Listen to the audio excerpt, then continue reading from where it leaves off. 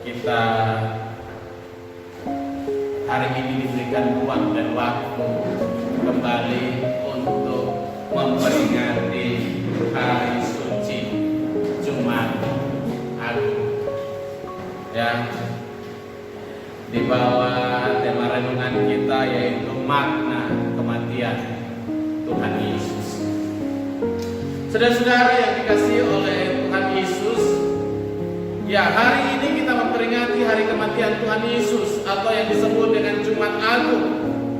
Mengapa Jumat Agung? Karena pada Jumat itulah Tuhan Yesus mati, tersalib di Bukit Golgota demi untuk menanggung dosa umat manusia. Pada Jumat Agung ini kita diingatkan kembali tentang makna kematian Tuhan Yesus. Memang tahun ini kita masih seperti tahun yang lalu, tahun 2020, kita masih merayakan atau memperingati Jumat Agung di tengah-tengah penyebaran COVID-19. Tapi saya percaya bahwa perayaan kali ini tidak akan kehilangan makna religi, tidak akan membuat kita seolah-olah tidak berdaya. Tapi walaupun di tengah COVID-19 kita percaya bahwa penyertaan Tuhan sempurna, karena memang Dia mati juga untuk menyertai kita. Saudara, peristiwa Jumat Agung tentu membawa kita pada pengenangan peristiwa Yesus di kayu salib sebagai tanda pengampunan akan dosa kita. Peristiwa Jumat Agung janganlah hanya dilakukan sebagai sebuah rutinitas. Akhirnya kita akan terjebak dalam sebuah seremonial belaka yang tidak memiliki makna. Artinya kalau Jumat Agung ya kita hadir di gereja, ikut perjamuan, tetapi tidak ada maknanya dalam kehidupan kita. Lalu untuk apa berkali-kali kita merayakan Jumat Agung, kita ambil bagian dalam perjamuan kudus, tetapi makna religi tertinggi dalam hidup kita tidak dapat.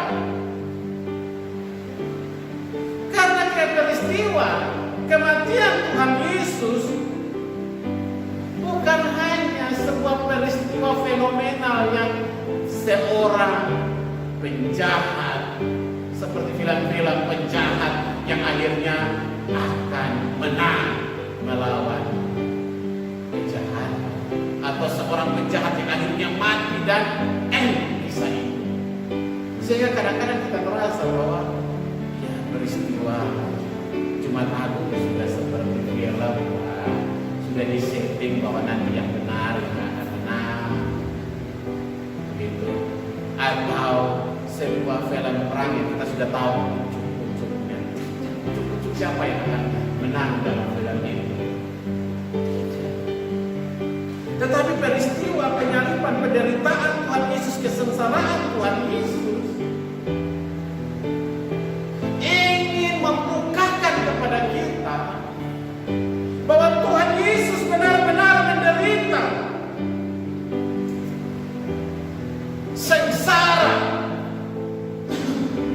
Dia yang adalah Tuhan rela menjadi manusia, dihina, diejek, diolok-olok, disiksa, memikul salib sepanjang jalan Via Dolorosa,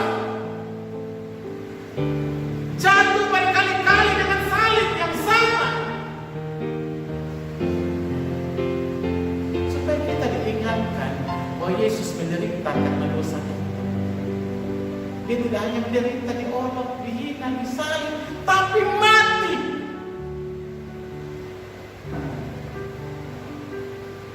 Demi dosa kita, supaya kita sadar bahwa karena kita berdosa itulah Yesus mati. Supaya kita sadar bahwa karena kita itulah Yesus menderita. Dan Allah ingin menunjukkan kepada kita bahwa hidup di bawah perbudakan dosa itu menderita. Karena apa? Kita akan selalu dipaksa untuk mengikuti kuasa kegelapan. Tidak hanya di dunia menderita. Oke, seperti orang narkoba kan, bagi dia enjoy, tetapi sebenarnya dia sedang membunuh dirinya secara perlahan-lahan, dan itu penderitaan dalam dosa. Tidak hanya itu, dia akan menderita setelah dia mati karena penderitaan kekal di neraka yang kekal. Karena itu peristiwa penyaliban dan kematian Tuhan Yesus dipertontonkan kepada kita lewat Alkitab supaya kita tahu bahwa hidup dalam dosa itu tidak baik. Hidup dalam dosa itu mengakibatkan penderitaan dan kematian kekal di neraka yang kekal. Kematian Tuhan Yesus di Jumat Agung adalah peristiwa fenomena. Walaupun diolok-olok, dia yang kudus, dia yang suci, dianggap penjahat, dihina, diolok sebagai seorang penjahat kelas kakak, bahkan matinya menghina. Matinya terhina, karena pada zaman itu yang mati tersalib hanyalah penjahat kelas kakak. Siapa yang tersalib mati tersalib adalah penghinaan, tanda kehinaan, salib tanda kehinaan. Yesus yang suci, yang kudus, Allah mati terhina sebagai penjahat karena dosa kita. Mestinya kita yang penjahat ini yang mati, tapi Yesus mengambil alih apa yang harus kita alami, ditaruhkan kepada diri. Kematian Tuhan Yesus semakin ngeri ketika dia putus nafas dan kegelapan menutupi bumi 3 jam. Dari jam 12 sampai jam 3 diwarnai dengan peristiwa terbelahnya tabir bait suci dari atas sampai ke bawah. Saudara, peristiwa Golgota ini adalah peristiwa sejarah yang mengubah kehidupan kita manusia. Sebab kematian Tuhan Yesus menyelamatkan dan menyembuhkan kita. Dia yang mati supaya kita tetap hidup. Kita yang berdosa, tapi dia yang disalibkan. Kita yang berutang dosa, tapi dia yang membayar dengan darahnya. Dia menjadi domba sembelihan Allah supaya dapat membebaskan kita. Dialah yang menanggung segala dosa-dosa kita di atas pundaknya. Lalu apakah makna kematian Tuhan Yesus bagi kita pada saat itu? Makna yang pertama adalah kematian Tuhan Yesus menebus kita dari dosa dan membawa perdamaian bagi kita dengan Allah.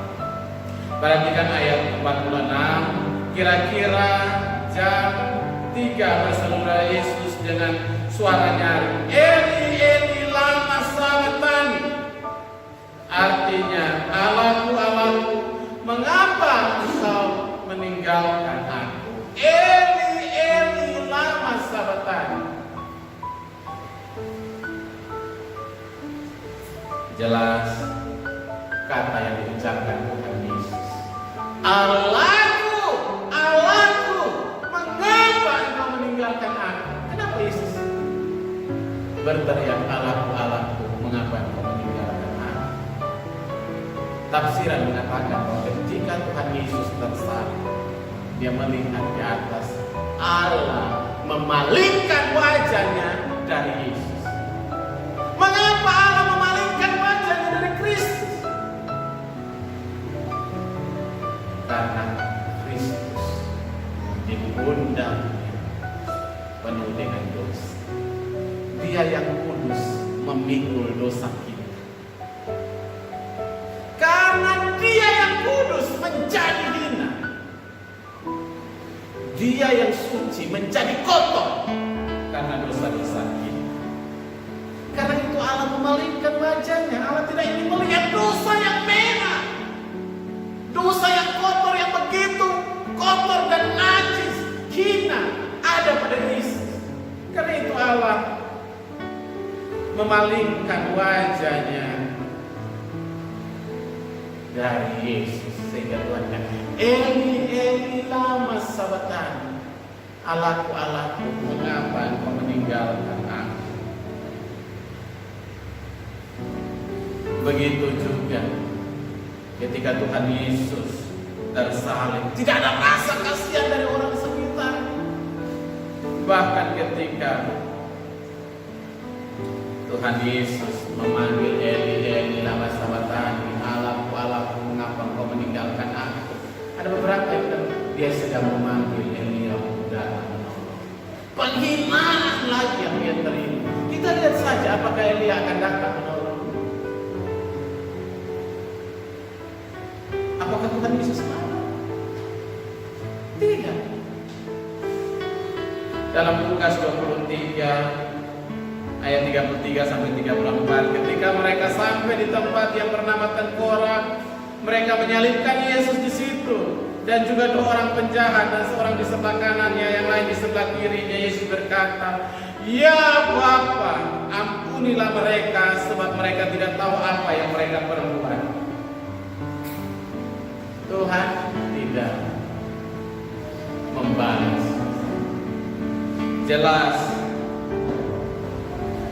karena Tuhan datang untuk menebus dosa kita. Dia tidak membalas jahat dengan jahat, tetapi Tuhan rela disalibkan. Dia membayar segala dosa kita yang najis, kotor, hina dengan darahnya yang suci kudus, supaya kita diperdamaikan dengan Allah. Kita tidak bisa damai dengan Allah sejak kejatuhan Adam dan Hawa. Hubungan kita dengan Tuhan terputus, dan kematian Yesus untuk memperdamaikan kita dengan Allah. Peristiwa Eden itu dibayar lunas dalam peristiwa Golgota. Kejatuhan manusia di Taman Eden dibayar lunas dengan darah Yesus di bukit Tengkorak atau bukit Golgota, supaya kita diperdamaikan dengan Allah. Yesus mati supaya kita berdamai kembali dengan Allah. Itu makna yang pertama. Makna yang kedua, kematian Tuhan Yesus membuka kembali persekutuan kita dengan Allah.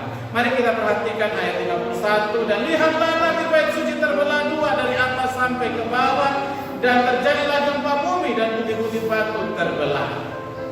Saudara, jelas bagi kita bahwa ketika Tuhan Yesus mati, tabir bait Allah terbelah menjadi dua dari atas sampai ke bawah. Tabir bait Allah, apa itu tabir? Tabir bait Allah itu adalah tembok pemisah antara ruang kudus dan ruang Maha Kudus.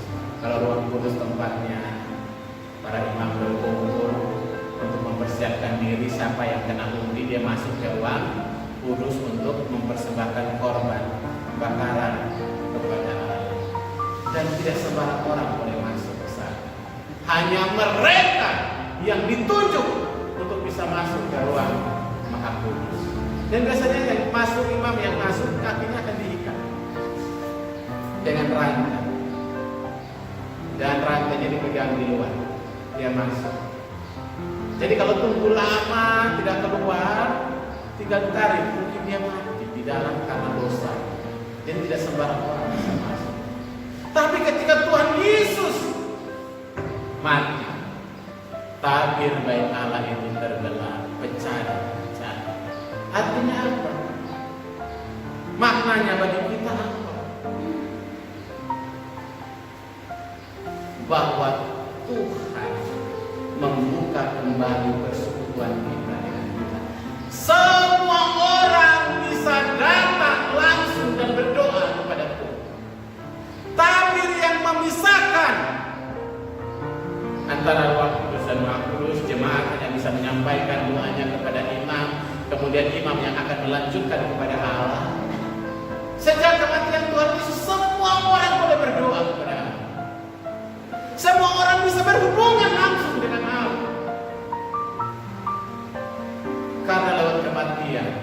persekutuan kita dengan Allah dibuka kembali, dipulihkan kembali. Kita tidak perlu perantara. Karena itu Tuhan Yesus bilang apa kepada murid-murid? Dia mengajarkan doa Bapa kami. Kita bisa memanggil Allah sebagai Bapa karena Kristus sudah membayar lunas. Jurang pemisah antara kita dengan Allah sudah tersambung kembali dalam kematian Tuhan Yesus. Tabir yang memisahkan antara kita dengan Allah. Dulu kan Allah mau bicara, tidak bisa bicara langsung dengan manusia, harus lewat para imam, para rasul. Tapi sejak kematian Tuhan Yesus kita bebas bicara. Kapan saja kita mau berdoa, satu hari berapa kali, tidak perlu berdoa hitungan waktu. Saudara mau berdoa kapan saja. Kematian Tuhan Yesus membuka kembali persekutuan kita dengan Allah. Kita bebas berdoa. Karena itu gunakan ruang ini, ruang doa ini kita gunakan untuk berhubungan dengan Tuhan secara langsung. Karena Yesus sudah membukanya bagi kita. Karena itu jangan sampai ada orang yang tidak pernah berdoa sehari. Sama sekali dalam sehari tidak pernah berdoa. Anda tidak menggunakan hak istimewa yang Yesus berikan. Untuk bisa Anda berdoa kembali dengan Tuhan, dia harus mati di kayu salib. Karena itu berdoalah setiap hari. Karena untuk kita bisa berdoa, Tuhan bayar dengan darahnya. Untuk kita bisa berdoa setiap hari, Tuhan bayar dengan nyawanya dan darahnya. Karena itu orang Kristen jangan sampai satu hari tidak pernah berdoa. Saudara sedang mempermainkan Tuhan Yesus. Saudara tidak menghormati pengorbanan dan kematian dari kayu salib. Ruang doa ini dipakai karena Tuhan sudah membuka persekutuan kita kembali dengan Allah. Yang terakhir, kematian Tuhan Yesus memberikan kita kepastian keselamatan. Matius 27 ayat 52 dan 53. Dan kuburan-kuburan terbuka dan banyak orang kudus yang telah meninggal bangkit. Dan sesudah kebangkitan Yesus mereka pun keluar dari kubur lalu masuk ke kota kudus dan menampakkan diri kepada banyak orang. Jelas ayat ini bahwa ketika Tuhan Yesus, ketika kematian Tuhan Yesus, kubur-kubur terbuka dan orang yang meninggal di dalam Tuhan, atau disebut orang-orang kudus, bangkit. Orang kaget karena orang bangkit dari kuburan. Mereka tidak menghilang, tapi mereka masuk ke kota untuk menampakkan diri. Betapa seramnya peristiwa kematian Tuhan Yesus itu. Orang mati bangkit. Saudara pernah lihat? Kayaknya perlu dibuat di Mumbul ini. Jumat Agung begitu tiba-tiba kuburan di Mumbul itu yang susunya 40 orang itu. Tiba-tiba orang dia kebuka sendiri dan semua keluar datang. Halo, saya datang. Itu bagaimana kita lari apa enggak? Tapi itu yang terjadi pada saat peristiwa kematian Tuhan Yesus. Kuburan terbuka dan orang keluar. Orang-orang yang meninggal pada zaman sebelum Tuhan Yesus yang disebut orang-orang kudus, mereka bangkit. Alkitab mengatakan bahwa mereka bangkit. Artinya bahwa apa? Kematian Tuhan Yesus itu memberikan kepastian keselamatan. Bahwa orang-orang, karena itu berbahagialah orang yang mati di dalam Tuhan karena mereka akan beroleh. Dan luar biasa, berbahagialah orang yang mati di dalam Tuhan. Ini bagiannya karena mereka dibangkitkan. Lalu apakah orang mati aja ya dalam Tuhan saja yang memperoleh kepastian? Lalu bagaimana dengan kita? Tuhan Yesus mati di kayu salib untuk menebus dosa kita dan memberikan kepastian hidup kekal bagi kita. Jika kita, Anda sungguh-sungguh bertobat itu jangan saya bertobat tapi besok masih ulang lagi. Saya bertobat tapi besok masih. Artinya kita ini tidak steril dari dosa. Tapi jangan melakukan dosa berkali-kali yang salah. Mencuri besok saya bertobat Tuhan, tapi besok mencuri lagi itu mempermainkan Tuhan.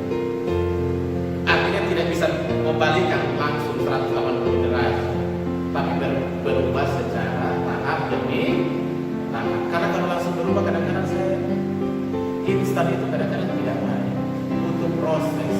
Tapi yang penting saudara berubah. Jika saudara sungguh-sungguh bertobat dan terima Yesus sebagai Tuhan dan Juru Selamat pribadi Anda, maka kematian Tuhan Yesus memberikan kepastian keselamatan bagi Anda. Yohanes 3 ayat 16. Karena begitu besar kasih Allah akan dunia ini, sehingga Ia telah mengaruniakan anaknya yang tunggal, supaya setiap orang yang percaya kepadanya tidak binasa, melainkan beroleh hidup yang lewat apa kita dapat hidup kekal? Lewat Yesus Kristus. Bagaimana caranya supaya bisa hidup kekal? Percaya. Karena begitu besar kasih Allah akan dunia ini, sehingga Ia telah mengaruniakan anaknya yang tunggal, supaya setiap orang yang percaya kepadanya tidak binasa. Saudara percaya kepada Tuhan Yesus? Saudara percaya kepada Tuhan Yesus? Saudara percaya sama Tuhan Yesus? Yakin masuk surga kalau mati hari ini? Yakin? Yakin? Amin. Masuk surga itu bukan karena kita melayani Tuhan,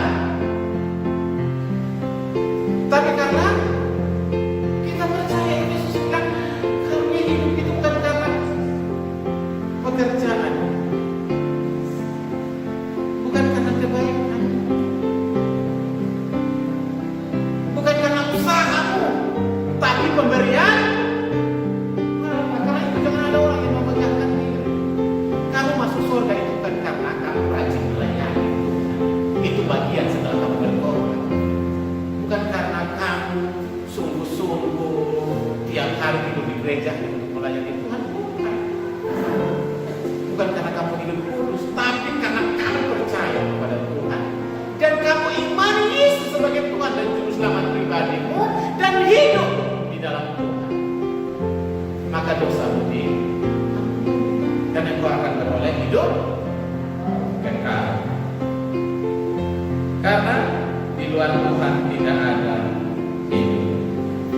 Di luar Yesus tidak ada keselamatan.